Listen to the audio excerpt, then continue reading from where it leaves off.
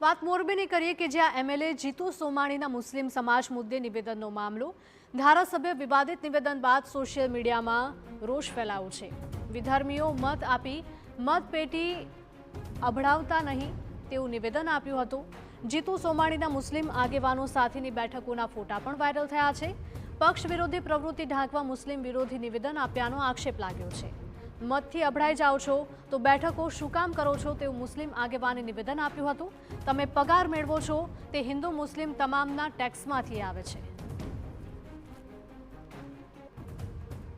એ હિન્દુ મુસ્લિમ શીખ ઈસાઈ સૌના પૈસાનો ટેક્સ છે જેનો તમે પગાર લ્યો છો મિસ્ટર સોમાણી।